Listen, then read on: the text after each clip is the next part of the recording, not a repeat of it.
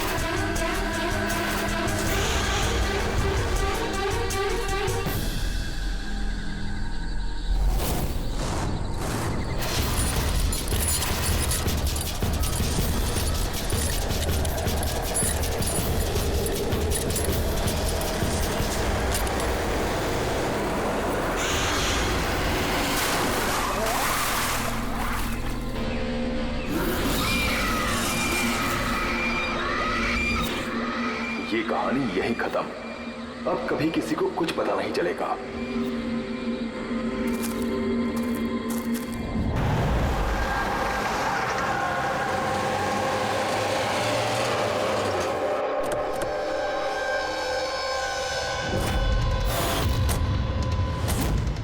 Guys hold on, हो क्या रहा है? कोई मुझे बताएगा? You guys don't understand. You know ना सिचुएशन क्या चल रही है। पापा और भाई दोनों फोन नहीं उठा रहे। पापा, रे, प्लीज दरवाजा खोलो। करण देखो ना, कोई दरवाजा ही नहीं खोल रहा है। पापा, मिथुन काका, रे, मिथुन काका। Oh my God, रे। Oh my bro. He's no more.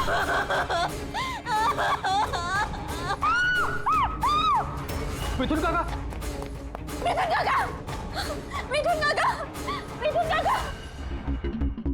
बेहोश।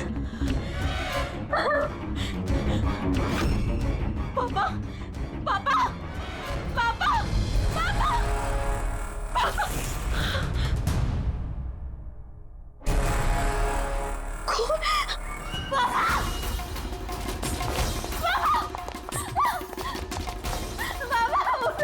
देखो ना जरा पापा को क्या।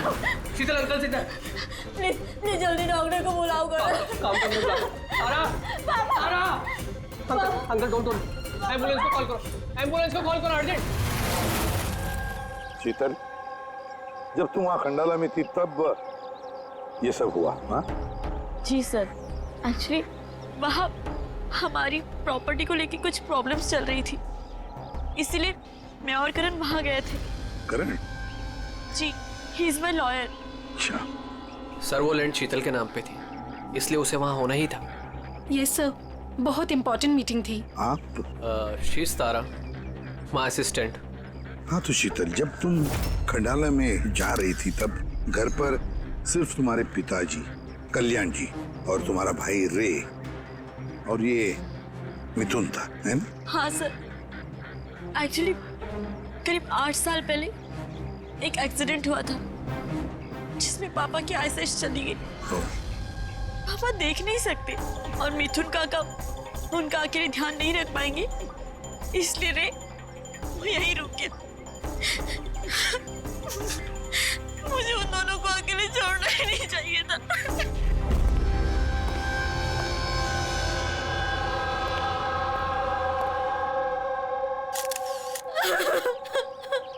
शांत हो जाओ।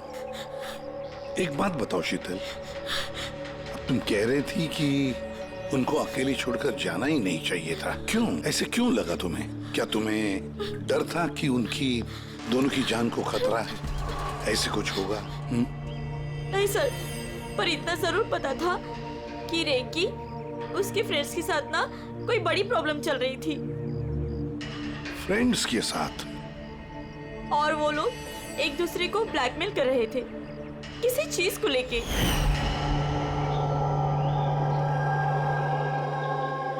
तू ऐसा हम लोग के साथ कैसे कर सकता है?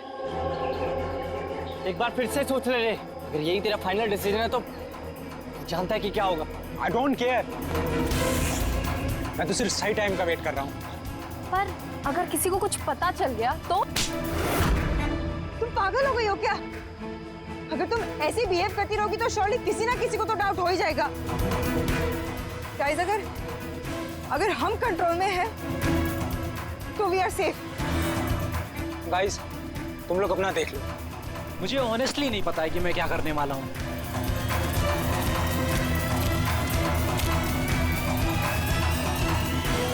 मुझे रे पे बिल्कुल भरोसा नहीं है। I can't trust him. अगर इसका मुंह खुला तो हम सब फंसेंगे। उससे पहले इसका मुंह बंद करना पड़ेगा। शीतल, जो भी तुम्हारे भाई के साथ हुआ उसका बहुत दुख होता है। I am so sorry. एक बार तुम्हारे पिताजी को होश आ जाए ना तो सारी बातें साफ हो जाएगी। वैसे मिथुन, कल रात तुम यहीं पर थे ना? क्या हुआ, क्या जरा ठीक से बताओ।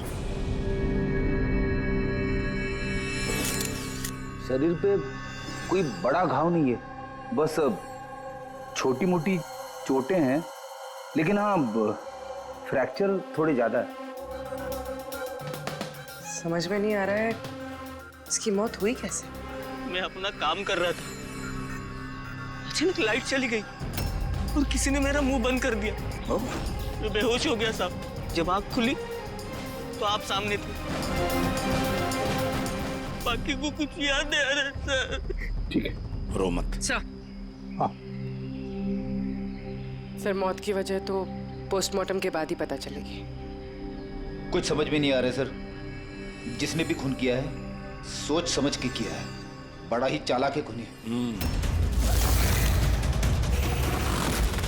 एक काम करते हैं, इस घर को फिर से अच्छी तरह से चेक करते हैं।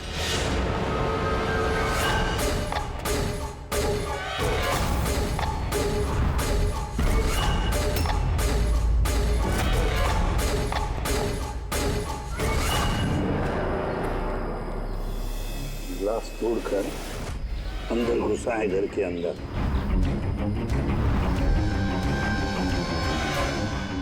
ये देखो, खून लगा है उसका अंदर घुसते वक्त या भाग जाते वक्त।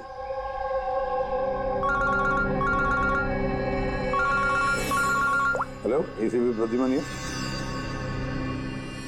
अच्छा, कल्याण जी को होश आ गया?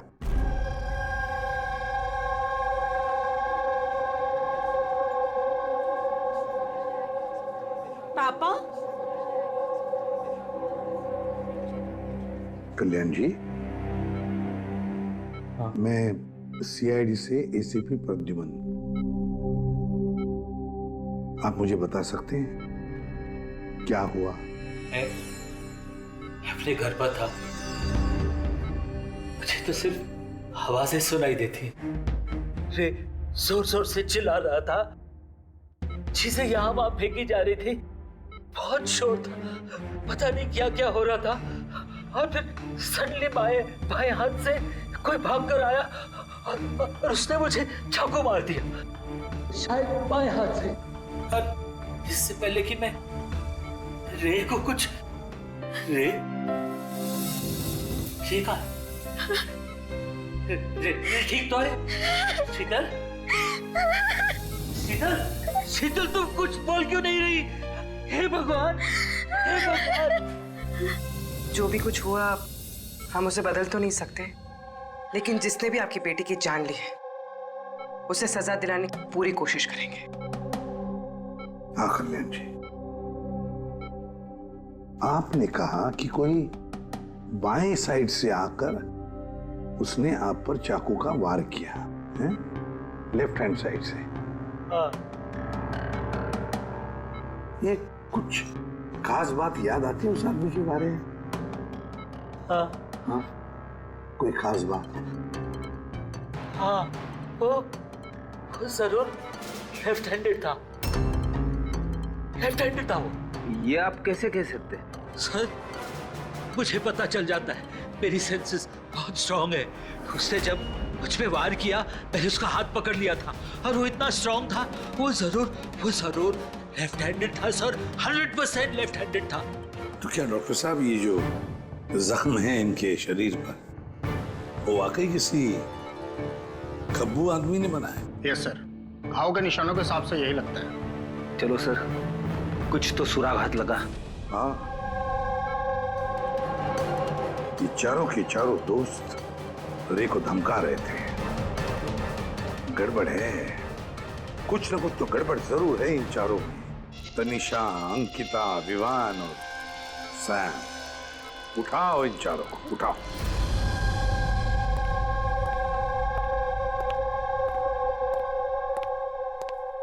नमस्ते सर। आप? मैं सैम का फादर हूँ। पिछले 2 हफ्तों से सैम से मेरी कोई बातचीत नहीं हुई।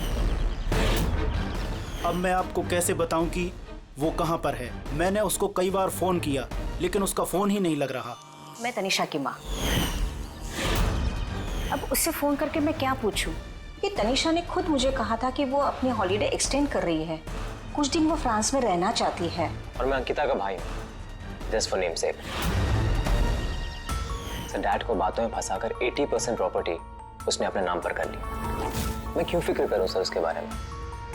सर, मैं अंकिता के बारे में कुछ नहीं जानता। हाँ sir, what I just know is sir, वो 2 हफ्ते पहले दिल्ली गई हुई थी कुछ मार्शल आर्ट कैंप के लिए। जी सर, मैं विवान का फ्रेंड। उसके डैड के पास इतना पैसा है कि वो घूमता रहता है। होगा कहीं हॉलीडे पे। मतलब ये चारों पिछले 2 हफ्तों से शहर से बाहर है और आप में से कोई भी उनके टच में नहीं है। ठीक है, थैंक यू वेरी मच। आप लोग जा सकते हैं। अगर जरूरत पड़े तो आप लोगों को हम फिर से बुला लेंगे। Thank you. जरा 1 मिनट, क्या आप बता सकते हैं कि सैम, तनिषा, विवान और अंकिता, इन चारों में से कोई लेफ्ट हैंडेड है, खब्बू है? हाँ सर, मेरा बेटा सैम लेफ्टी है। अच्छा। क्यों सर? नहीं, ऐसे ही, ऐसे ही। हाँ, आप लोग जा सकते हैं। Thank you.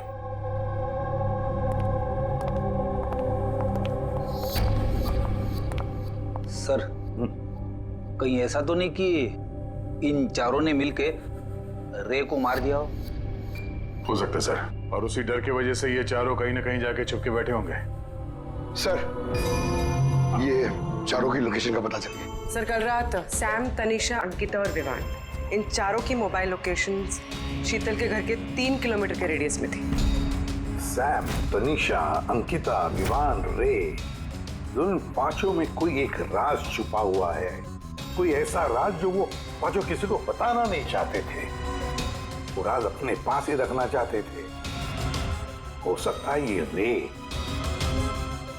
रे कमजोर पड़ गया हो, बस तो राज किसी को पता ना चले। रे किसी को ना बताए, इसलिए रे को खत्म कर दिया। ये पता करना होगा सर कि वो कौन सा राज था जिसकी वजह से रे की जान चली गई। सर, एक बात समझ में नहीं आ रही है, ये चारों फरार क्यों हो गए? इन्हें तो खून करते हुए किसी ने देखा ही नहीं। एग्जैक्टली, लाइट चली गई थी सर, और वो कल्याण जी देख नहीं सकते थे और नौकर मिथुन बेहोश पड़ा था, तो वहां से भागकर कोई शक अपने ऊपर ओढ़ के क्यों लेगा?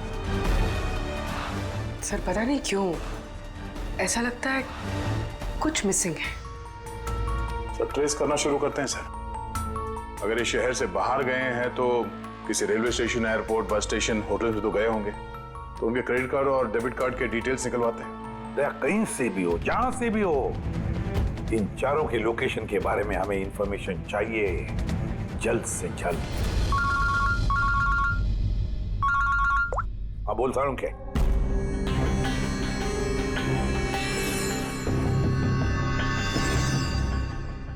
यार सारंगी, तूने इस कंकाल पे ये रेड मार्क्स क्यों किए? बस ये समझाने के लिए कि इस रे की हड्डियों का कैसे चूरा बनाया गया। ये देखो, ये रे की हड्डियों का एक्सरे। इस रे पर बहुत जबरदस्त ताकत के साथ वार किया गया। एक झटके में इसकी गर्दन की हड्डी टूट गई। बस एक बार तो इसके रिब केज पर इतना जबरदस्त किया गया है कि एक ही झटके में इसके रिब केज की बाईं हड्डियां 12 की 12 पसलियां एक साथ एक झटके में टूट गई। और वो भी कमाल की बात यह है कि एक ही सिमेट्री में। एक झटके में 12 पसलियां? नतीजा हार्ट का रुक जाना, हार्ट ब्लॉक। इसके हार्ट पर जबरदस्त प्रेशर पड़ा। कमाल की बात यह है बॉस कि जितनी ताकत के साथ इस पर वार किया गया है, इतनी ताकत हाथों से या किसी भी हथियार से पैदा नहीं की जा सकती। इसे देख करके तो ऐसा लगता है जैसे खूनी जानता था बॉस, खूनी जानता था कि किस पॉइंट पर वार किया जाए कि एक ही झटके में सारी की सारी पसलियां एक साथ टूट जाए, एक सिमेट्री में। हाथों से कोई इतना फोर्स तो पैदा नहीं कर सकता। हाँ, कर सकता है अगर कोई मार्शल आर्ट्स का जानकार हो तो। जैसे कुंग-फू, कराटे, ताइक्वांडो, इन सब में खास किस्म के मूव्स होते हैं जिससे इतना फोर्स पैदा किया जा सकता है। ये हो सकता है बस। अभी अटैक उसी ने किया जिसे मार्शल आर्ट्स की जानकारी है, जैसे आर्मी बैकग्राउंड का कोई। Martial arts? वो लड़की भी तो गई है ना दिल्ली में मार्शल आर्ट्स का कैंप अटेंड करने के लिए। क्या नाम है उस लड़की का? अंकिता। अंकिता के भाई ने तो हमें ये बताया। Sir what I just know sir, वो 2 हफ्ते पहले दिल्ली गई हुई थी कुछ मार्शल आर्ट कैंप के लिए। और सर कत्ल की रात उसका फोन शीतल के घर के आसपास ही था। उसी ने किया होगा। सैम के साथ मिलके। कल्याण जी पर जिसने भी चाकू का वार किया था वो आदमी खब्बू था, लेफ्ट हैंडेड। हाँ सर, मेरा बेटा सैम लेफ्टी है। ये हो सकता है क्योंकि शीतल के घर की जिस खिड़की पर से हमें वो ब्लड सैंपल मिला था, उसका डीएनए सैम के डैड के डीएनए के साथ मैच होता है। मतलब सैम वही था और अंकिता भी। बस अब हमें ये पता लगाना है कि ये सैम, तनीषा, अंकिता और विवान इस वक्त है कहां पर। अच्छा, आप कैब ड्राइवर, आप उस वक्त कहाँ थे?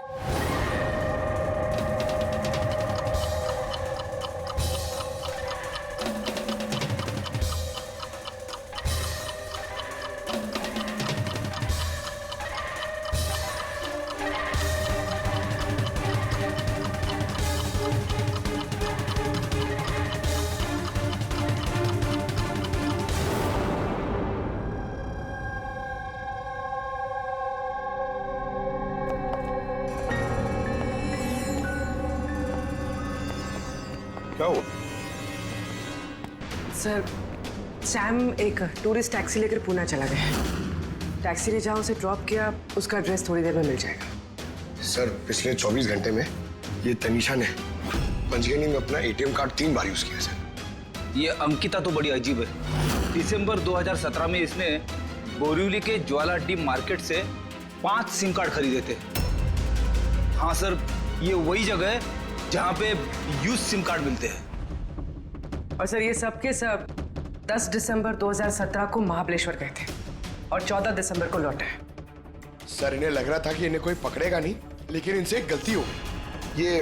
ये जो अंकिता है सर, इसने जो सिम कार्ड्स लिए थे उसकी लोकेशन हमें महाबलेश्वर से 15 किलोमीटर आगे हाउस होल्ड में मिली। हाँ, brilliant job, absolutely brilliant job. बस अब नाउ नो वेस्टिंग टाइम, हम टीम बनाते हैं और काम शुरू करते हैं। लेकिन सर 5 सिम कार्ड, वो भी यूज्ड, कर क्या रहे हैं ये लोग? जो भी कर रहे हैं करने दो, पर पछताएंगे जरूर, बहुत पछताएंगे।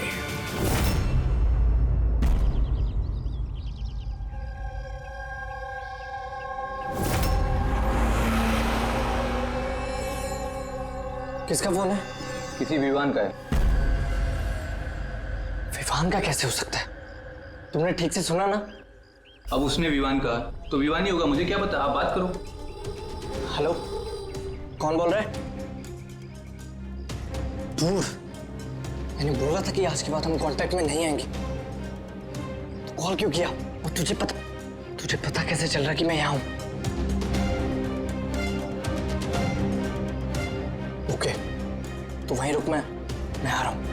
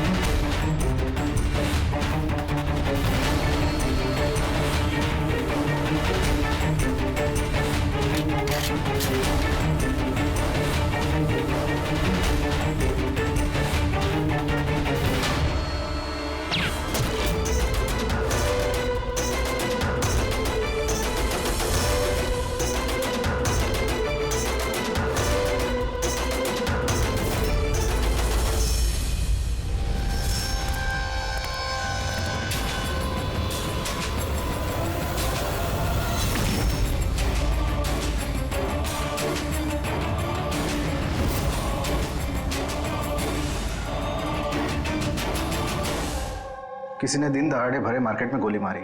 लॉन्ग डिस्टेंस शॉट था, ऑब्वियसली स्नाइपर होगा। स्नाइपर लॉन्ग डिस्टेंस से गोली चलाई, मतलब किसी को पता भी नहीं चला होगा कि गोली चली कहां से और फिर गोली चलाई किसने। Anyway, thank you very much. जी सर। सर हम लोग तनीषा तक पहुंचने ही वाले थे कि किसी ने इसे भी मार दिया। वही तो सर, ये इत्तेफाक तो नहीं हो सकता सर।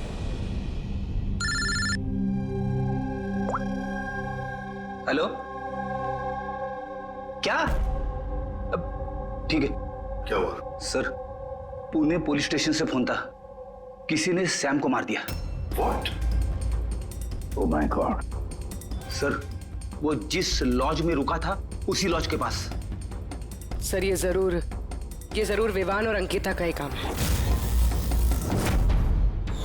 ये कोई सीक्रेट है जिसे छुपाने के चक्कर में ये लोग आपस में एक दूसरे का खून कर रहे हैं। अपनी जो भी है उसे पता कैसे चलता है कि हम किसके पास जाने वाले हैं? 4 में से 2 बच गए हैं, विवान और अंकिता।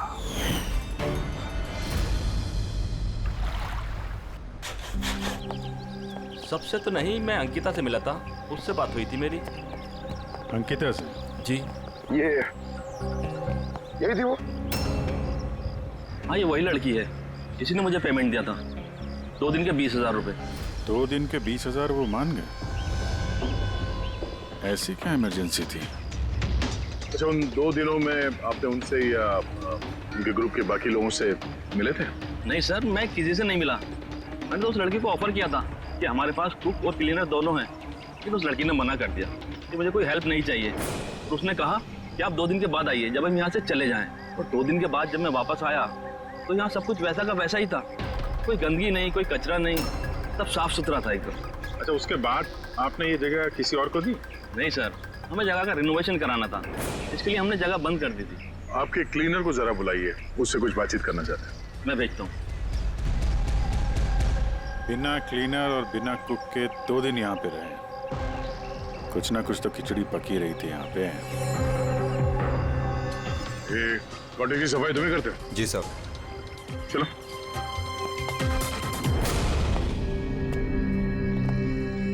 अच्छा, जब वो 5 लोग यहाँ से गए, उसके बाद जब तुमने यहाँ की साफ सफाई की तो कुछ मिला इधर उधर या कुछ अजीब लगा तुम्हें? नहीं सर, वो लोग तो बहुत अच्छे थे, जाने से पहले पूरी जगह को एकदम चकाचक साफ करके गए। पता नहीं कौन सा साबुन, क्या डिटर्जेंट यूज किया, पूरा घर चमका दिया था। वाह, हाँ, सफाई हो रही है। ये कौन सा डिटर्जेंट है मैडम जी? अरे कुछ नहीं, वो रात को पार्टी हुई थी ना तो ज्यादा गंदा हो गया है। तुम जाओ, हम कर लेंगे। बस, साफ कर जाओ। एक मिनट।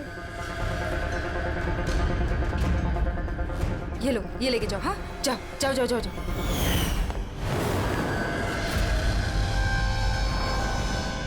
बहुत महंगी है सर, मैंने तो पहनी नहीं कभी, वरना लोग कहते हैं चोरी की।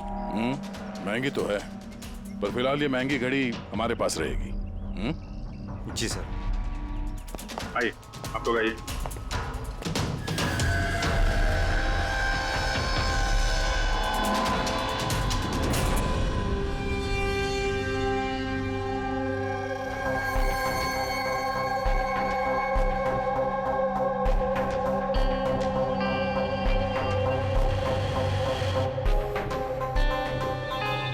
सर, सैम, तनीषा और रे तीनों का तो मर्डर हो गया है।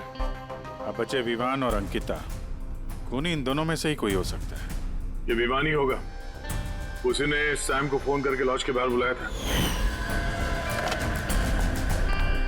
तो जो भी हो, उसे पता कैसे चलता है कि हम कहाँ जाने वाले हैं, और जब भी हम वहां पहुंचते हैं तो उससे पहले ही वो वहां पहुंचकर खून करके निकल जाता है। सैम किस लॉज में ठहरा है और तनीषा रोड पर कहाँ मिलेगी, ये सारी इंफॉर्मेशन तो हमारे पास थी ना, उन तक कैसे पहुंची? सर शायद वो लोग एक दूसरे के कांटेक्ट में हो। नहीं पूर्वी, बिल्कुल नहीं, क्योंकि लॉज के मालिक ने बताया कि सैम को जब विवान का फोन आया तो सैम को झटका लग गया। मैंने बोला था कि आज के बाद हम कांटेक्ट में नहीं आएंगे, कॉल क्यों किया? बॉस, क्राइम सीन पर ये जो शोपीस मिला है, इस पर ऑक्सीजन प्रोड्यूसिंग डिटर्जेंट मिला है। इसे ऑक्सीजन प्रोड्यूसिंग डिटर्जेंट से साफ किया गया है। ये क्या है? रेडी एक ऐसा डिटर्जेंट होता है जिससे सारे के सारे एविडेंस एकदम साफ किए जा सकते हैं, खून के निशान तक। हमें कोई डीएनए नहीं मिल सकता। मतलब सर ये हॉलिडे होम में खून हुआ था? एग्जैक्टली। पर हाँ, ये घड़ी, इस पर अलग अलग लोगों की उंगलियों के निशान तो हैं ही, साथ ही इस पे मुझे किसी का डीएनए भी मिला है। तो शायद रे इसी खून का पर्दाफाश करने वाला होगा। पूर्व एक काम करो, ब्यूरो में जाओ, खून की रिपोर्ट्स चेक करो, मिसिंग पर्सन्स की रिपोर्ट्स चेक करो, देखो किसी भी रिपोर्ट में इस घड़ी का जिक्र किया है क्या। यार इन 5 में से बचे हैं 2, विवान और अंकिता। अगर खूनी विवान या अंकिता को कांटेक्ट करना चाहे तो फिर वो जो 5 यूज्ड सिम कार्ड्स है ना, वो इनके पास होंगे। उन्हीं में से किसी नंबर पर वो फोन करेगा, है ना? वो नंबर ट्रैक करते हैं। सर, तनीषा का खून हुआ पंचगनी में, सैम का खून हुआ पुणे में। दोनों जगहें 100 किलोमीटर दूर, जबकि खून हुए सेम टाइम पे। और एक ही टाइम पे कोई 2 जगहों पे कैसे हो सकता है सर? कोई तो है जो इस प्लान में शामिल है। मान लिया दया कि कोई और है इस खूनी के साथ। एक बार ये विवान और अंकिता हमारे पंजे में आ जाए ना, तब सारे सवालों का जवाब मिल जाएगा। एक काम करो अभिजीत, साइबर डिवीजन से एक हैकर को बुला दो।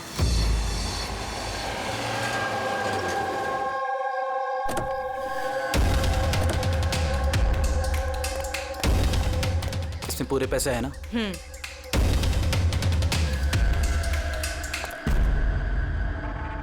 एक मिसिंग रिपोर्ट तो दर्ज हुई है जिसमें इस घड़ी के बारे में लिखा हुआ है।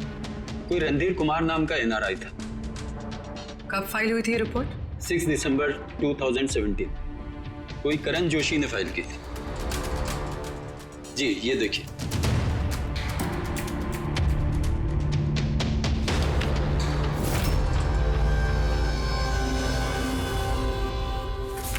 Thank you.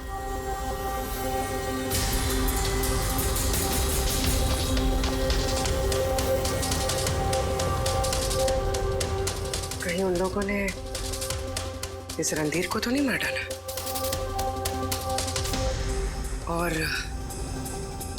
और कहीं ये करण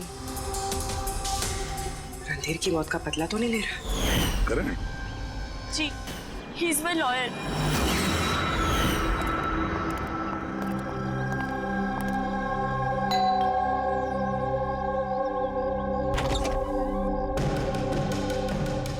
गुड टू सी यू।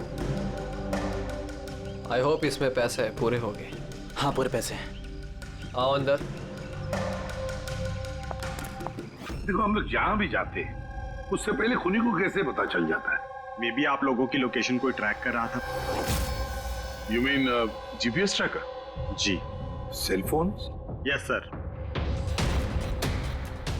एक काम करो, जरा हमारे सेल फोन चेक करो।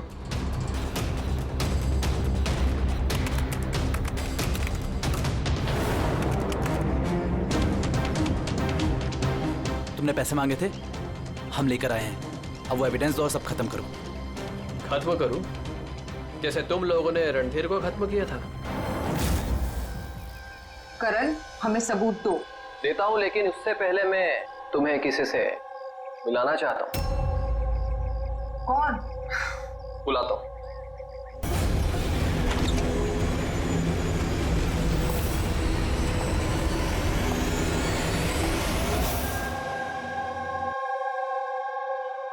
सर देखिए, आप लोगों के फोन हैक्ड हैं। व्हाट? हैक्ड? पर कैसे? आपके फोन में हिडन स्पाईवेयर है जिससे आपके सारे ईमेल्स, कॉल, मैसेजेस, सब चीजों को ट्रैक किया जा रहा था।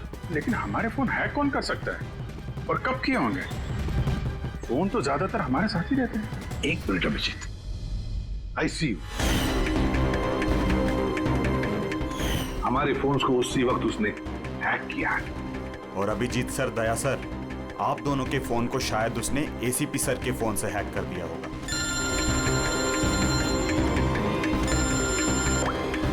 अबुल करण मरने वाले से रिलेटेड है?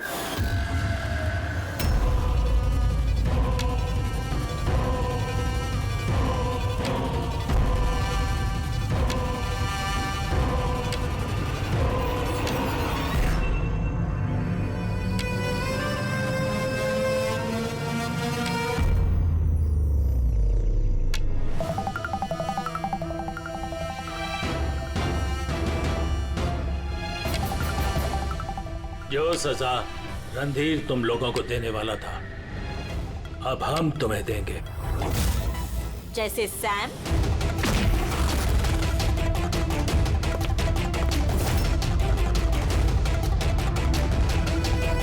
तनिषा और रे को दी।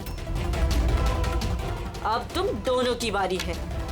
तभी रणधीर की आत्मा को शांति मिलेगी। इसी घर में मारा था ना तुमने रणधीर को?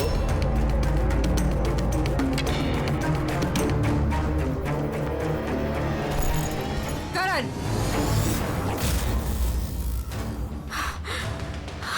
तुम्हारे पास कोई सबूत नहीं है ना? तुमने हमें फंसाया है ना? हाँ?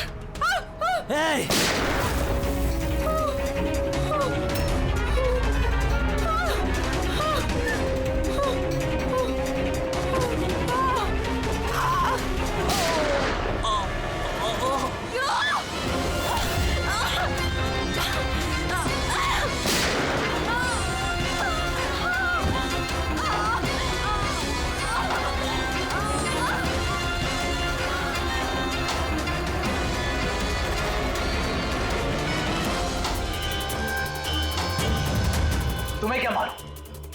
तुम तो देख भी नहीं सकते, पर मानना तो पड़ेगा। बस यही प्रॉब्लम है आजकल के तुम जैसे नौजवानों की। बहुत जल्दी होती है तुम जैसे आजकल के नौजवानों को किसी भी नतीजे पे पहुंचने के लिए।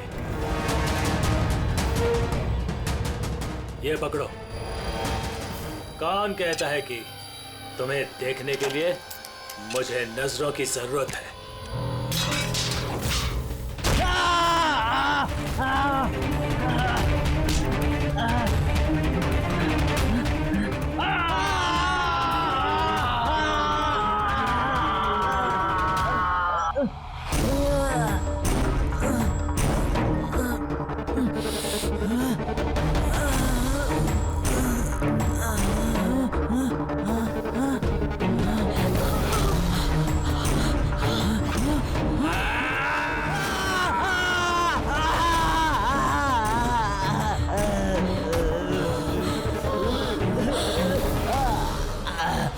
शीतल बेटा, तुम ठीक तो?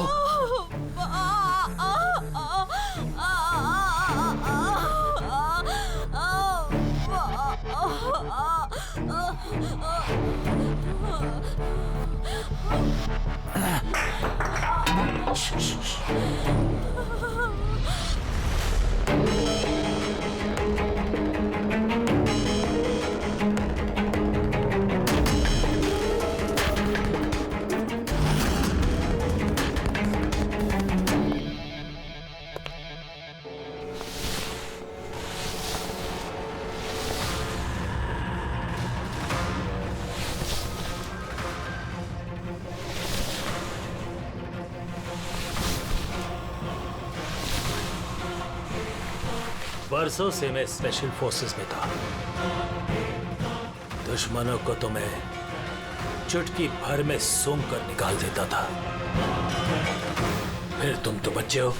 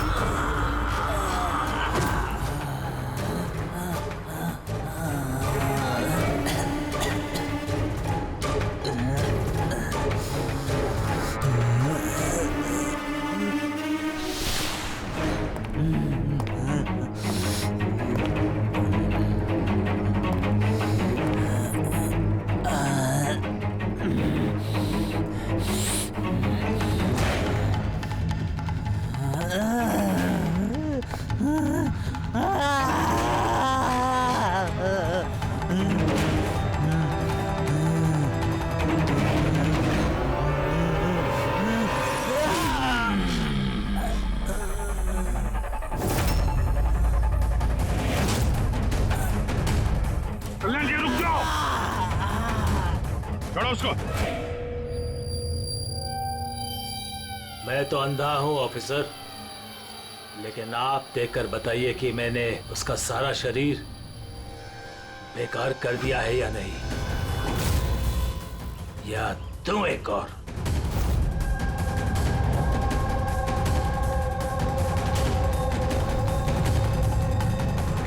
शीतल, रणधीर तुम्हारा भाई था और कल्याण जी रणधीर तुम्हारा बेटा है ना।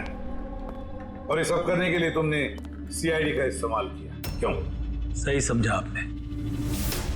रणधीर शीतल का भाई था और मेरा बेटा। यानी रे का भाई? नहीं, रे मेरा बेटा नहीं था। उसे तो सिर्फ मैंने इस्तेमाल किया था। हमें गुमराह करने के लिए, ताकि हम विवान, अंकिता और सैम तनीषा के पीछे लग जाए और उन्हें सजा दिलवाए, ताकि आपका बदला पूरा हो सके। हम उसे मारना नहीं चाहते थे। रणधीर एक्सचेंज प्रोग्राम का स्टूडेंट था, एकदम सीधा, लेकिन बहुत पैसे वाला। अंकिता हमेशा से ही एक हाई फाई लाइफ जीना चाहती थी। उसी ने ये प्लान बनाया और रणधीर को किडनैप करके इससे पैसे मांगने का। कितना रैंसम मांगा था तुम लोगों ने? 5 करोड़। फिर भी मार दिया तुमने उसे। रणधीर भाग रहा था, अंकिता को गुस्सा आया और उस 1 सेकंड के नॉनसेंसपन में उसने उसे मार दिया। और हम सब घबरा गए, कुछ समझ नहीं आया कि क्या करें। तो उसकी बॉडी लेकर हमने लेक में डाल दिया।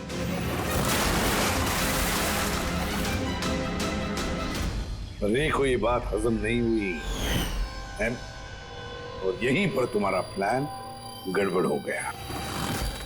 सर, वो रणधीर की इंडिया में सारी रिस्पॉन्सिबिलिटी मेरी थी।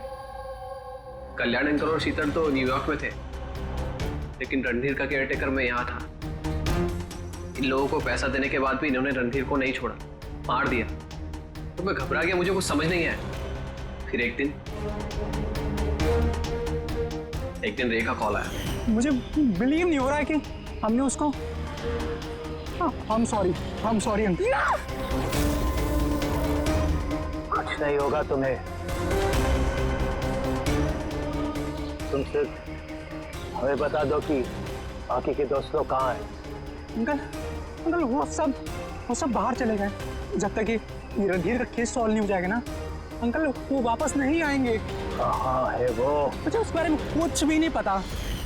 रे तो हमारे पास था ही, बस उन चारों को पकड़ना था। और ये काम हम अकेले नहीं कर सकते थे। तो इसीलिए तुमने हमारा इस्तेमाल किया, क्यों? रे से सारी इंफॉर्मेशन निकालने के बाद तुम लोगों ने उसे एक दर्दनाक मौत दी, ताकि हम लोग वो केस इन्वेस्टिगेट करें और ये सारी कहानी निकल के सामने आए। साथ में हमें सारे एविडेंसेस दे दिए, उन चारों के मोबाइल नंबर्स। और सैम जिस पैथोलॉजी लैब में काम करता था वहां से उसके ब्लड सैंपल मंगवा लिया। हम सबके फोन्स हैक किए। काफी अच्छी प्लानिंग थी। लेकिन एक बात भूल गए तुम, सजा देने का काम तुम्हारा नहीं, कानून का है। रणधीर की मौत का बदला तो तुमने ले लिया, लेकिन सजा अपने आप को दी है, अपने आप को।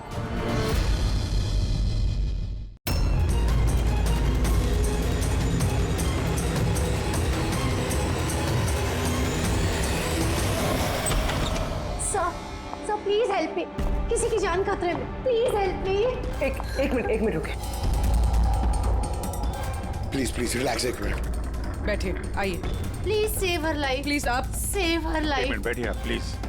ले लीजिए।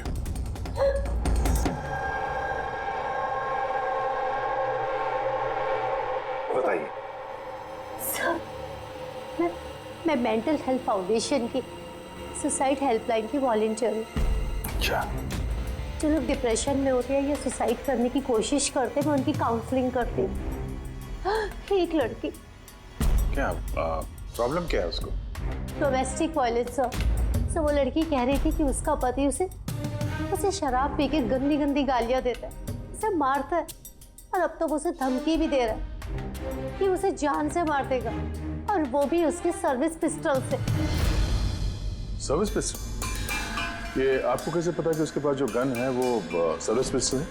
सर ये वर्ड उस लड़की ने यूज किया था, सर्विस पिस्टल।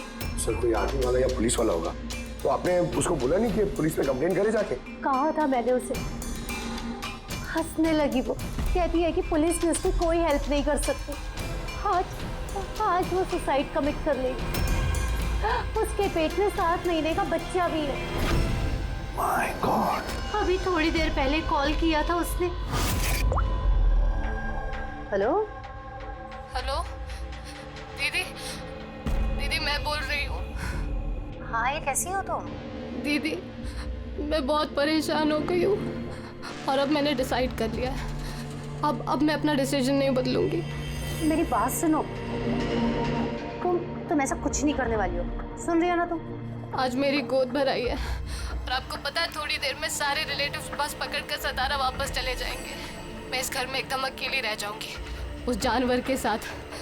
तुम ऐसा कुछ नहीं करने वाली हो, मैंने तुमसे पहले भी कहा था ना। प्लीज तुम पुलिस के पास जाओ, पुलिस विल हेल्प यू। दीदी आप जानती है ना मैं पुलिस के पास नहीं जा सकती। तुम अपने होने वाले बच्चे के बारे में सोचो। अरे तुम्हारा बच्चा तुम्हारे पेट में है। उसी के बारे में सोच रही हूँ दीदी। अगर आज मैंने अपना इरादा बदल लिया तो 2 महीने बाद मैं अपने बच्चे को कैसी दुनिया में जन्म दूंगी बताइए। मैं उसे ऐसा बाप नहीं दे सकती।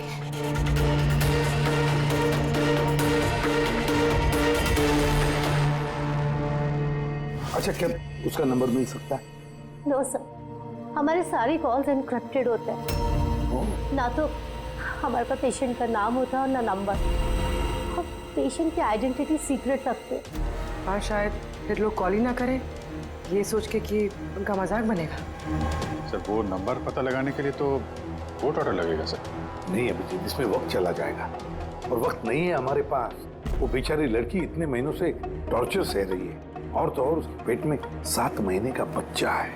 ऊपर से हमारे पास उसके बारे में कोई जानकारी भी नहीं है सर। ये डायरी है मेरे पास, जो भी कोई कॉल करता है ना तो इसमें सब डिटेल्स होती है। मैं अपनी स्टडी के लिए नोट्स बनाती हूँ, शायद इस डायरी से आपको कोई मदद मिल सके। सर लास्ट पेज पे लिखा है सारे रिश्तेदार बस पकड़ के सातारा चले जाएंगे। हमारे पास उस लड़की के बारे में सिर्फ इतनी इंफॉर्मेशन है कि उसके पति के पास एक सर्विस रिवॉल्वर है, और नंबर 2 उस लड़की के पेट में एक 7 महीने का बच्चा है। उस लड़की की फैमिली बस से सातारा जाने वाली थी।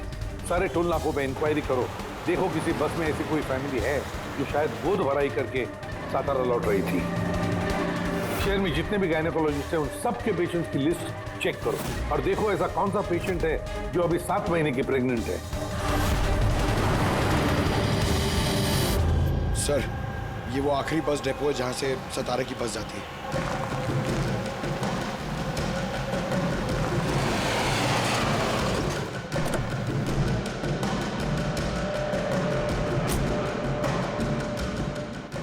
साहब। हाँ, 1 मिनट है। आज दोपहर को यहाँ इस डिपो से सतारा के लिए एक बस जाने वाली थी ना? एक बस निकलने वाली थी सर, लेकिन 1 घंटा पहले। लेकिन वो इंजन खराब हो गया तो लेट हो गया। वो बस कहाँ पे? ये बस है। ये वाला? हाँ हाँ। ये आप लोग सतारा जा रहे हैं क्या? हाँ क्यों? आप लोग यहाँ कोई गोद भराई सेरेमनी के लिए आए थे? हाँ, लेकिन आप लोग कौन हैं? देखो, हम लोग सीआईडी से हैं। ये गोद भराई किसकी थी? मेरी कजिन नैना की, लेकिन हुआ क्या है? ये नैना कहाँ रहती है? उसका घर का एड्रेस देना सर। B200 शांति निवास वर्सोवा। Thank you. हाँ, यहाँ पे डिपो में एक फैमिली मिली है। हाँ, उसी की फैमिली है। लड़की का नाम नैना है। एड्रेस है B200 शांति निवास वर्सोवा। 200 वर्सोवा? यार गायनाकोलॉजिस्ट ने भी हमें यही एड्रेस दिया है। तुम वहां पहुंचो, हम लोग वहीं मिलते हैं। ठीक है, हम लोग पहुंचे। ओके। वर्सोवा।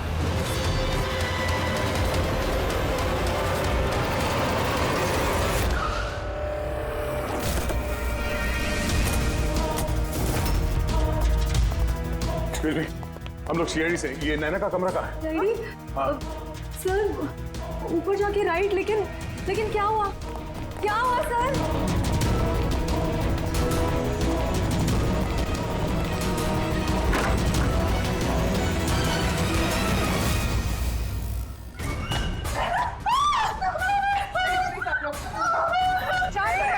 शांत हो जाइए आप लोग।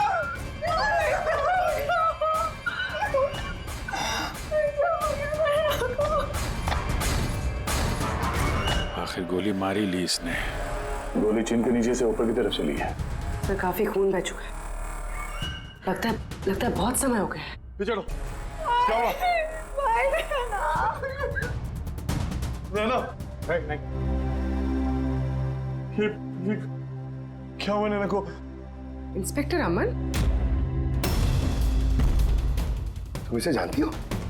हाँ, हम लोग ट्रेनिंग एकेडमी में साथ में ही थे। क्यों किया ऐसे नैना ने? ये तो अब आप ही बताएंगे। बताओ। इसे टॉर्चर करते थे, मारते थे, हाँ, डराते धमकाते थे, तो क्या एक्सपेक्ट कर रहे थे तुम? क्या करती है? हाँ, अबेटमेंट ऑफ सुसाइड के लिए अंदर जाओगे तो? सर ये क्या कह रहे हैं आप लोग? अमन भाई ऐसा नहीं कर सकते। सर आप लोग ये ठीक नहीं कर रहे हैं। सर प्लीज ऐसा मत करिए। कितना मेंटल टॉर्चर हुआ होगा इसे। अपने सर में गोली मार दी। इसको बाहर लेके जाओ। और तुम बाहर चलो। नैना सोसाइटी के बाहर चलिए आप लोग। ऐसा मत करिए। आप बाहर चलिए। बाहर आइए आप। बाहर चलिए आप लोग। चलिए बाहर चलिए। आखिर वही हुआ जो राधा ने बोला था। गोली मारी ली इसने। बॉडी को फॉरेंसिक लैब भेज देते हैं और एसीपी साहब को इन्फॉर्म कर देते हैं कि नैना को हम लोग बचा नहीं पाए। एक मिनट, वो फोन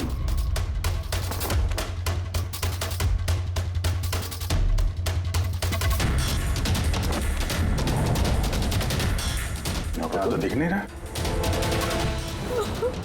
ये नैना का फोन किसी ने देखा है क्या? आपको मालूम? किसी ने कहीं देखा हो? हाँ? सर मैं फोन करती हूँ उसके नंबर पर।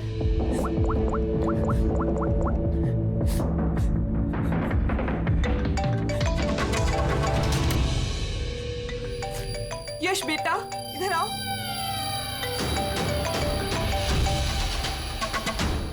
फोन तुम्हारे पास है, निकालो।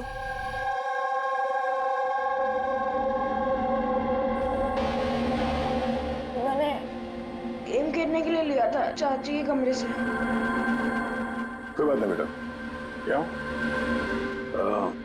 बेटा ठीक से याद करके बताओ, जब तुमने फोन लेने के लिए यहाँ पर आए थे तो क्या देखा तुमने?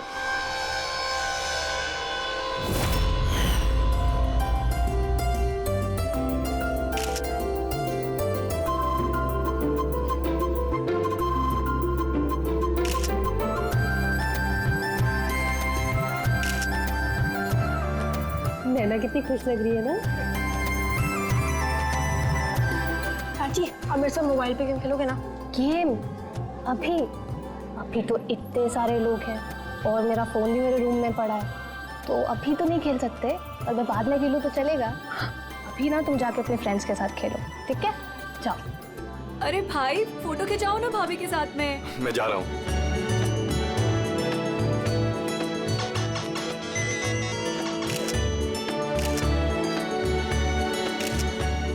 श्वेता, तुम फिर से मोबाइल लेके बैठ गए। मम्मा प्लीज अभी डिस्टर्ब मत करो यार प्लीज। बेटा चाची का फंक्शन है और तुम यहाँ पे बैठ के गेम खेल रहे हो। हाँ बस थोड़ी देर प्लीज। उनको बुरा लगेगा ना। चलो बेटा चलो, फुटबॉल चलो।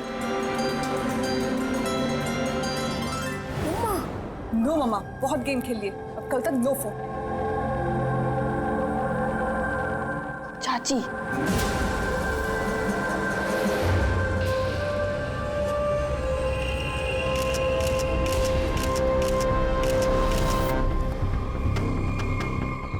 चाची का फोन किधर होगा?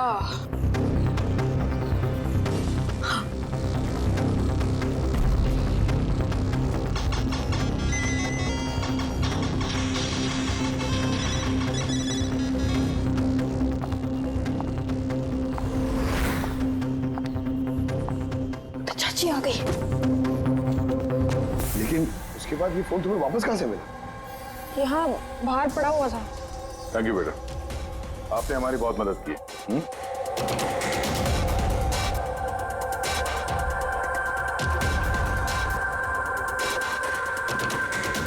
मिस्टर अमन, आप खुद बताएंगे या हम लोगों को पूछना पड़ेगा? तुम खुद एक पुलिस ऑफिसर हो, तुम्हें तो पता होगा कि हम इंट्रोगेशन कैसे करते हैं। सर मैं अमन को ट्रेनिंग के दिनों से जानती हूँ। He was one of the best officers. Sir मुझे नहीं लगता है कि अमन ऐसा कर सकता है। लोग बदलते हैं पूर्वी, सारे एविडेंसेस अमन के खिलाफ है, ये तुम अच्छी तरह से जानती हो। मुझे विश्वास नहीं हो रहा कि आप सब लोग को ये सच समझ रहे हैं कि मैंने नैना पे हाथ उठाया होगा। बहुत प्यार करता था मैं उससे, अरे होने वाले बच्चे की माँ बनने वाली थी वो, मतलब मैं उसे कैसे। हाँ तुम, और तुमने उसे टॉर्चर किया और इसलिए वो बेचारी डिप्रेशन में चली गई। गलतफहमी है आपकी, कभी डिप्रेशन में नहीं थी, हमेशा हंसती खेलती रहती थी, मुस्कुराती हुई लड़की थी वो। मतलब वो सुसाइड कैसे कर सकती है वो? अरे तो फिर वो मेंटल हेल्थ फाउंडेशन में बार बार फोन क्यों करती थी? पिछले कुछ महीनों में 10 कॉल। मुझे इसका कोई आइडिया नहीं है। कॉल करके हिस्ट्री डिलीट कर देती होगी, इसलिए तुम्हें पता नहीं चला। सर भाई ऐसा नहीं कर सकते, वो तो नैना से बहुत प्यार करते थे और नैना तो खुश रहती थी। अगर नैना तुमसे खुश थी तो उसने हेल्पलाइन में फोन करके ये क्यों बोला कि तुम उसे टॉर्चर करते हो, उसे मारते हो, उसे धक्का देते हो? क्यों अमन, जवाब दो। फिर भी जवाब होगा तो देगा ना ये। इसकी टॉर्चर की वजह से वो बेचारी डिप्रेशन में चली गई और फिर सुसाइड कर लिया उसने। डिप्रेशन में अक्सर इंसान अपने दिल की बातें किसी से शेयर नहीं करते। हो सकता है इसी वजह से नैना कितनी तकलीफ में थी ये किसी को पता ही नहीं चला।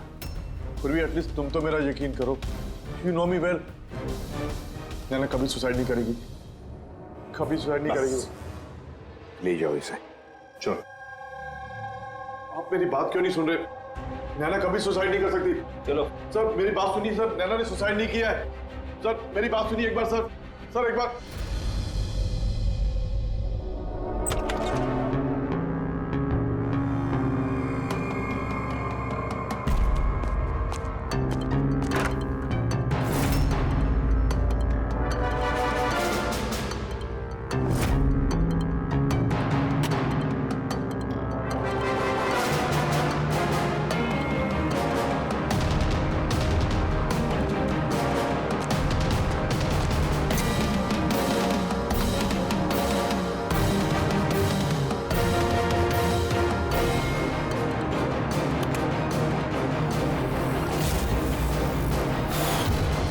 सर अगर नैना सुसाइड करने वाली थी तो उसने अपने होने वाले बच्चे के लिए ऑनलाइन वेबसाइट से बेबी प्रोडक्ट्स की शॉपिंग क्यों की?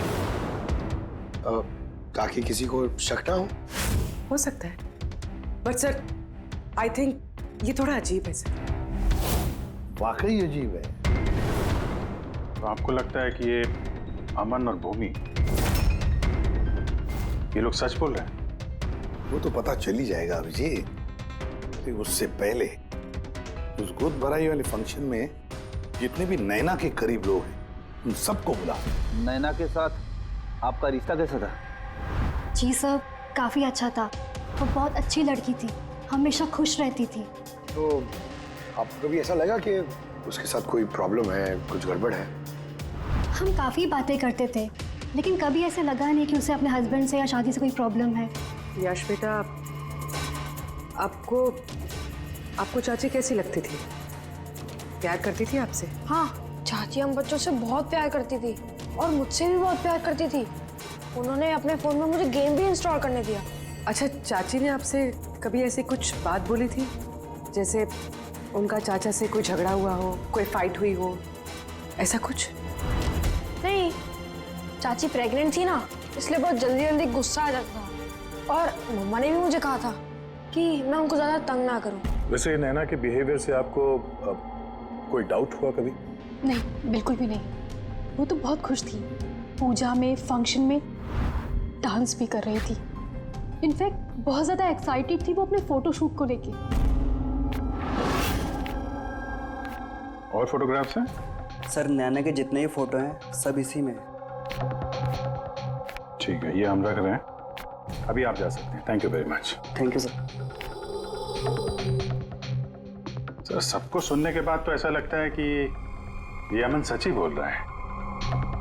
अगर नैना इतनी खुश थी तो वो सुसाइड क्यों करेगी? नहीं तो सुसाइड क्यों करेगी? गड़बड़ है अभिजीत, कुछ ना कुछ तो गड़बड़ जरूर है। राधा ने जितनी भी इंफॉर्मेशन देनी थी हमें सब दे दी। अब समझ, एक काम करो, इस मेंटल हेल्थ फाउंडेशन में जाकर इस नैना के बारे में जो कुछ पता चलता है निकाल कर लेके आओ। वहां के ऑपरेटर से भी बात करो, कुरेद कर इंफॉर्मेशन निकालो। शायद कुछ ऐसी बात वो जानती हो नैना के बारे में जो हमारे फायदे की है।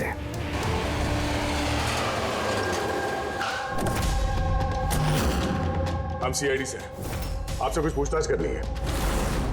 ये नंबर से आपके फाउंडेशन के हेल्पलाइन पर एक लेडी कॉल करती थी, उन्होंने सुसाइड कर लिया। इसकी पूरी इंफॉर्मेशन चाहिए हमें।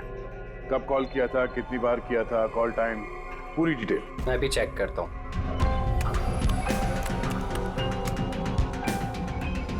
यस सर, इसने काफी कॉल किए थे पिछले 5 महीनों में 10 बार।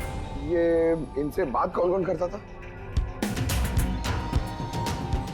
एक्चुअली सर, इनके सारे कॉल्स राधा जी हैंडल करती थी। वो यहाँ पे वॉलंटियर। जब इनका फर्स्ट टाइम कॉल आया था तब भी राधा जी की शिफ्ट थी, और उसके बाद ये जब भी कॉल करते थे तब यही बोलते थे कि इन्हें राधा जी से ही बात करना है। इस कॉलर के बारे में कुछ याद है? कोई खास बात, कुछ अजीब हुआ हो? उस कॉलर के बारे में सर, हाँ सर, एक बार हुआ था सर। ये देखिए सर, एक ही दिन में 2 बार कॉल आए थे सर। तो इसमें अजीब क्या? मुझे याद है सर, जब पहला कॉल आया था।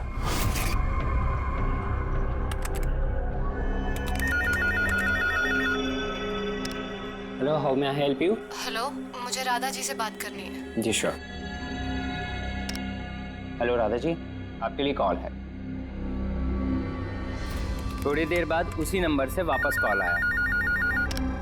Hello, how may I help you? Hello, मैं नैना बोल रही हूँ। कुछ टाइम पहले आपके पास मेरे नंबर से कोई कॉल आई है ना, और 7 मिनट आपसे बात भी हुई है। आप प्लीज़ मुझे बताएंगे आप कहाँ से बात कर रहे हैं?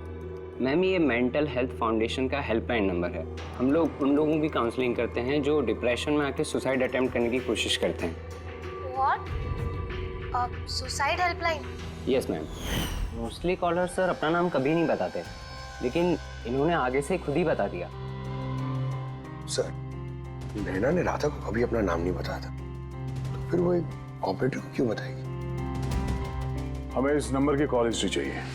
1 महीने पहले नैना के फोन से किसी ने हेल्पलाइन पे फोन किया था, और ये रहा उसका रिकॉर्ड।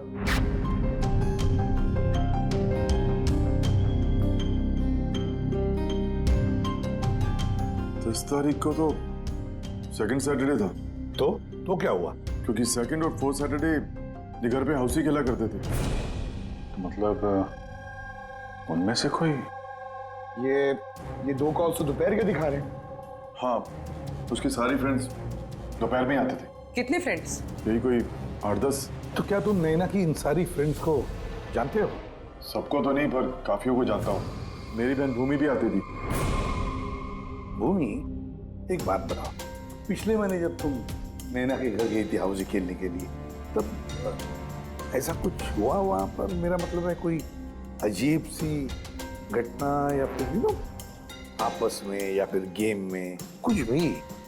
नहीं सर, ऐसा तो कुछ भी नहीं हुआ। हम हमेशा जैसे खेलते थे वैसे ही खेल रहे थे। और नैना, उसे देख के कुछ डाउट हुआ? सर नैना तो खुश थी, इनफैक्ट मस्ती कर रही थी। हाँ, मगर कुछ देर बाद पता नहीं एकदम सीरियस हो गई, परेशान सी हो गई। पता नहीं उसे क्या हो गया था। 5151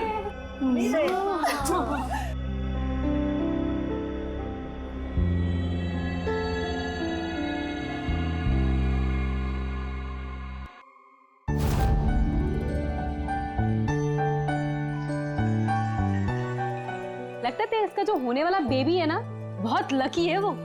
हाँ यार, वरना पहले कभी नैना इतना जीतती नहीं थी। ओहो, लगता है कोई जेलस हो रहा है। अरे नैना, भाई को फोन कर लो ना, रात को डिनर का ऑर्डर करने के लिए रिमाइंड कराना है। फोन कहाँ है मेरा? अरे एक काम करो, लो अभी मेरे फोन से बात कर लो। हेलो, हाँ वो शाम को ना प्लीज खाना ऑर्डर कर देना। नहीं, बस यही याद दिलाना था। ये लो, पर मेरा फोन कहाँ है यार? मुझे समझ नहीं आ रही, यही रखा था। नैना, वो रहा तुम्हारा फोन वहाँ टेबल पर। वहाँ किसने रखा? मैंने तो फोन वहाँ रखा ही नहीं। रखा होगा ना? नहीं यार, मुझे याद है मैंने नहीं रखा।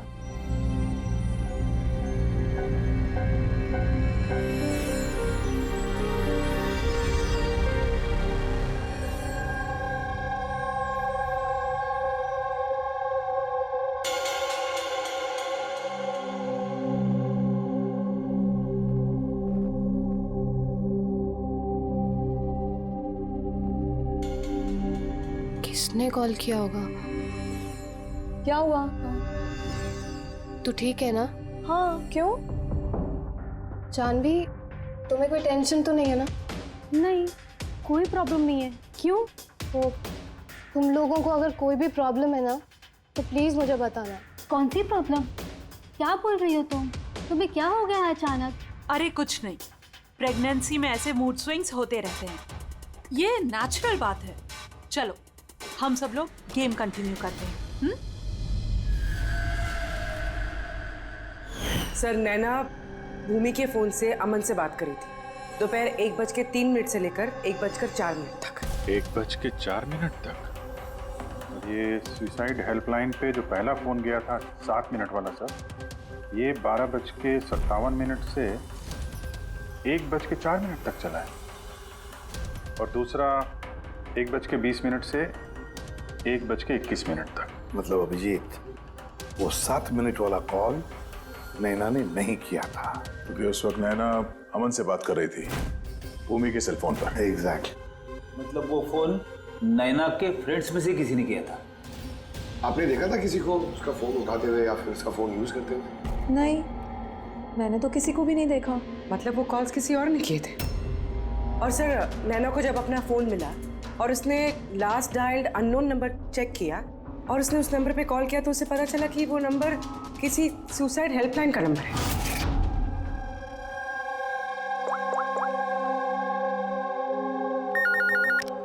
Hello, how may I help you?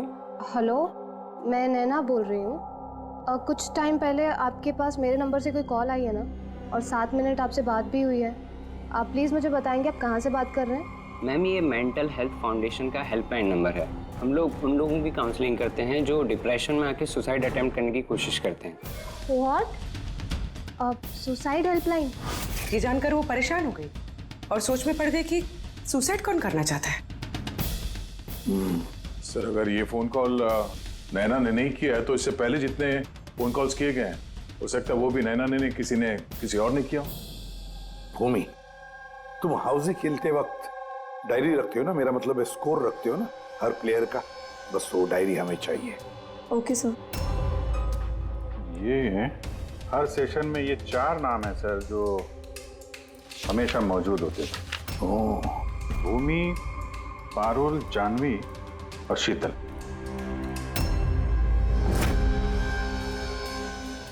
Radha कोशिश करके बताओ। सुनो इन तीनों की आवाज। देखो इन तीनों में से किसी ने तुमसे बात की थी? मैं ऐसा क्यों करूंगी? मैं अपनी लाइफ में बहुत खुश हूँ। मैं सुसाइड क्यों करूंगी? अगर मुझे फोन करना होता तो मैं अपने फोन से करती, नैना के फोन से क्यों?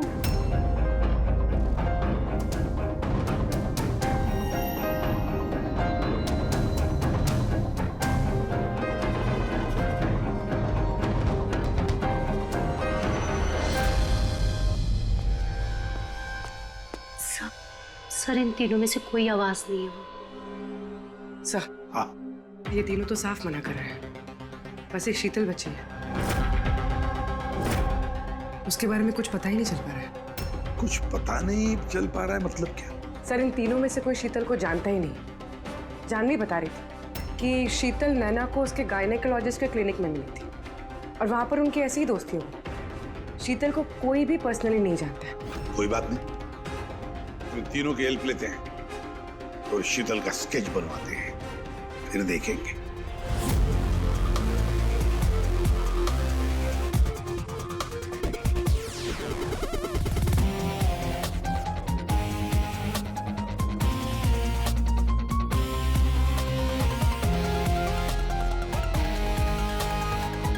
शीतल नैना से इसी गायनेकोलॉजिस्ट के क्लिनिक पे मिली थी।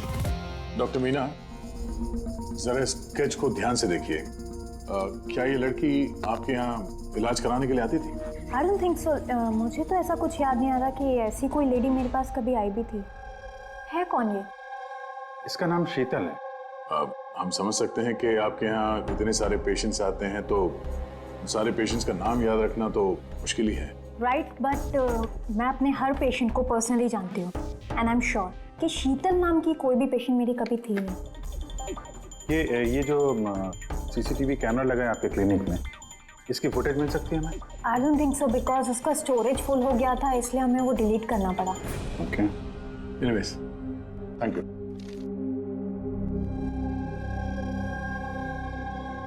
लगता है ये शीतल का भी पेशेंट थी नहीं, सिर्फ नैना से दोस्ती करने आई थी यहाँ। यही प्लान था उसका कि नैना से दोस्ती करके उसके घर में घुसने का। प्रोफेशनल फ्रॉड लगती है, रोकना पड़ेगा उसे। तुमने इसे देखा है? ये तो शीतल है, नैना की फ्रेंड। ये अक्सर घर पे आती थी। नैना और शीतल की दोस्ती कब और कैसे हुई, कुछ मालूम है तुम्हें? नहीं, मैं नहीं जानता, पर क्या फर्क पड़ता है? जब मेरी नैना नहीं रही तो इन सब का।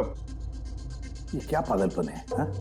जरा सोचो, अगर तुम निर्दोष हो तो इसका मतलब है कि कोई तो तुम्हें फंसाने की कोशिश कर रहा है।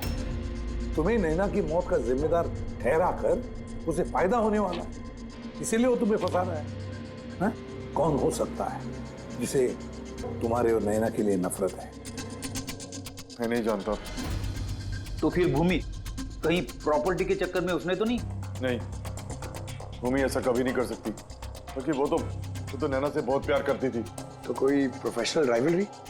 एक पुलिस वाले के तो हर जगह दुश्मन होते हैं।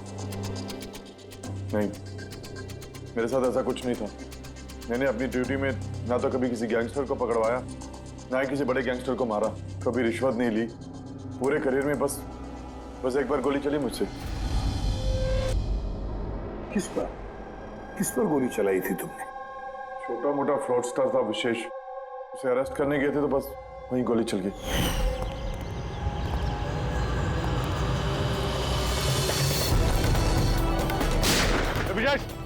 इंस्पेक्टर,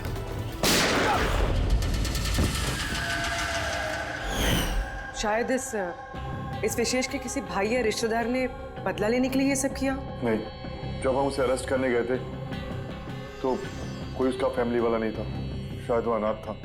ठीक है, अगर विशेष के आसपास का ही कोई है तो हम उसे नहीं छोड़ेंगे। सर अमन सही कह रहा था, विशेष का सच में कोई नहीं, फैमिली, बीवी, बच्चे कोई नहीं। तो फिर इसका बदला कौन ले रहा है? फिर फैमिली वाले नहीं, दोस्त ही सही। दोस्तों ने लिया होगा बदला। दोस्ती के लिए आजकल कौन अपनी जान खतरे में डालता है सर?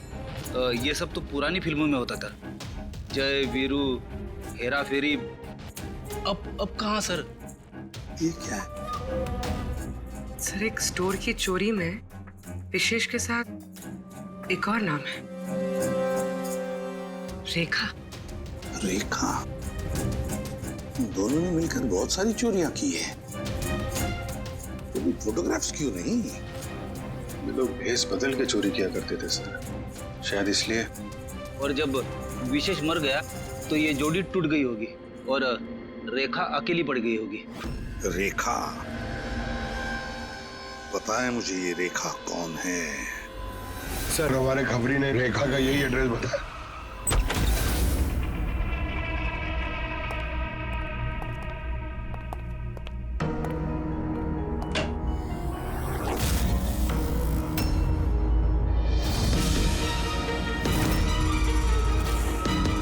देखो जरा।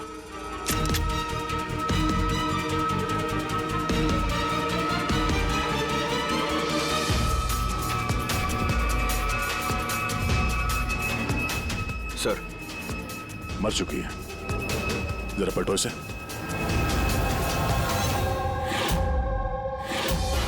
शीतल? हमारा शक सही था, शीतल ही रेखा है। मगर सर हम लोग को तो लग रहा था कि ये सब शीतल ने किया है। पंकज कोई और ही है सबके पीछे है। उसे पता चल गया था कि हम शीतल तक किसी भी हाल में पहुंच जाएंगे।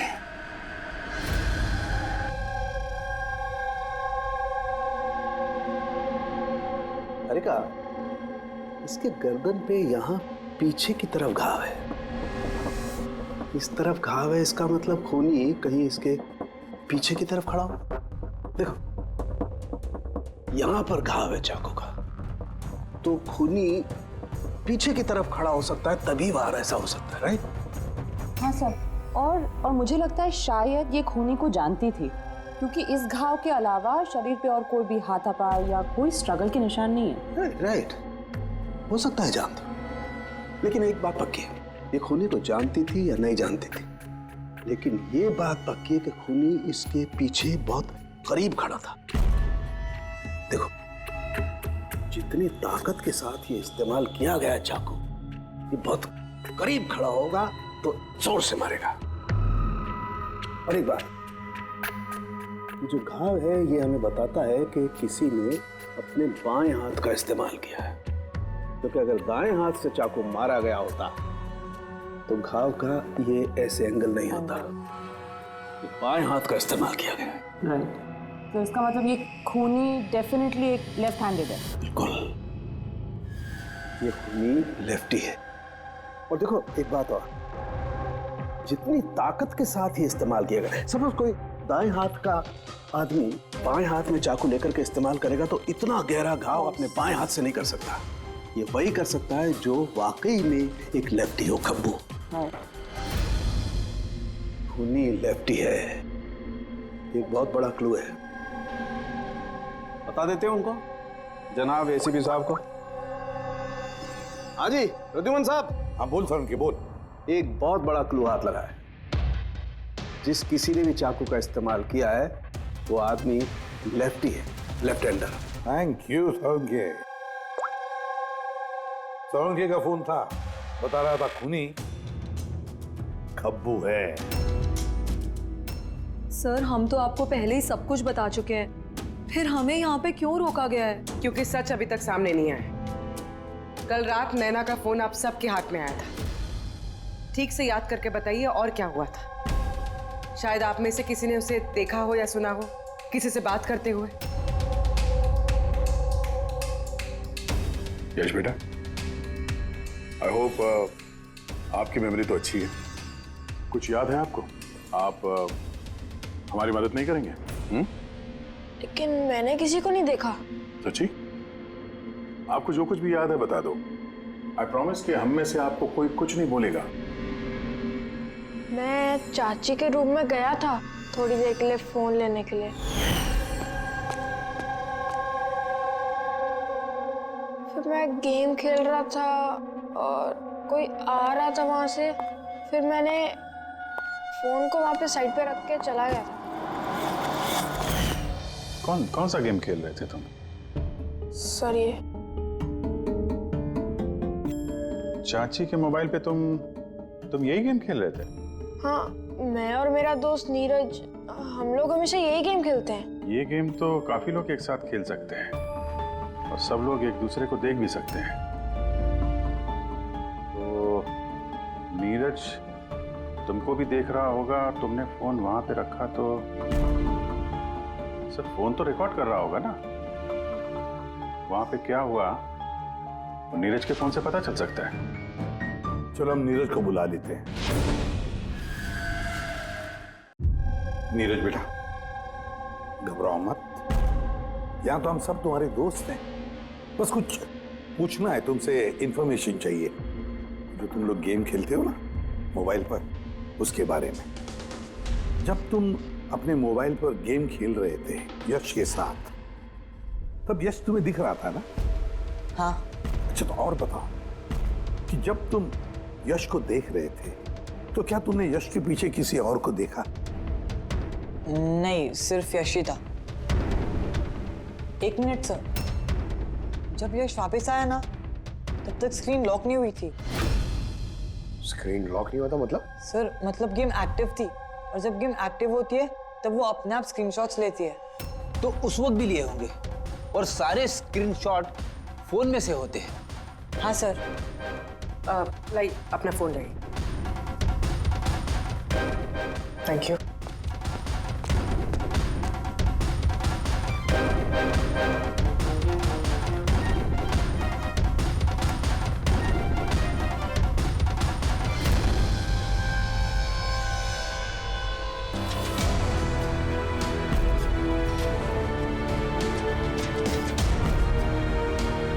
ये कौन?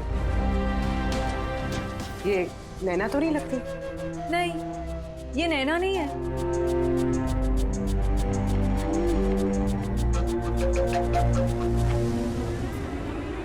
एक मिनट पर प्लीज जूम करना इसमें।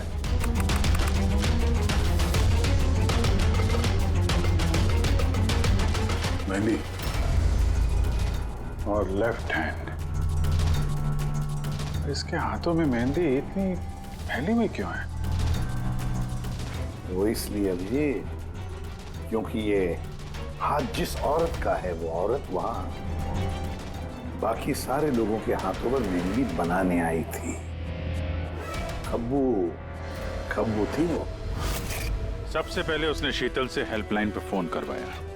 वो राधा को कॉल ट्रांसफर करिए ना प्लीज। Ji sure. मुझसे और सहन नहीं होता है दीदी।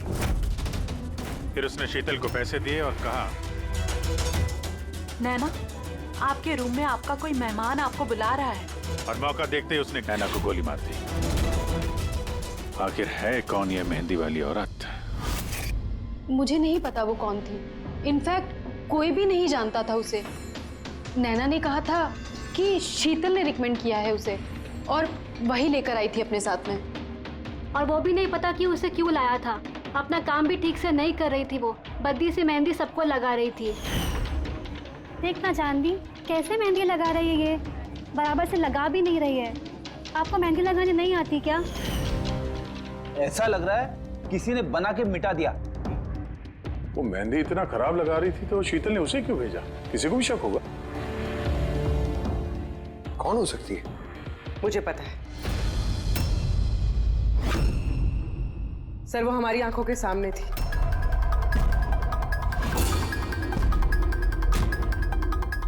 और हमने उस पर शक ही नहीं किया।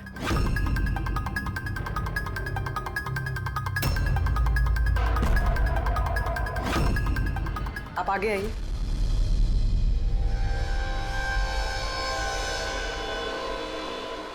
अपना लेफ्ट हैंड दिखाइए।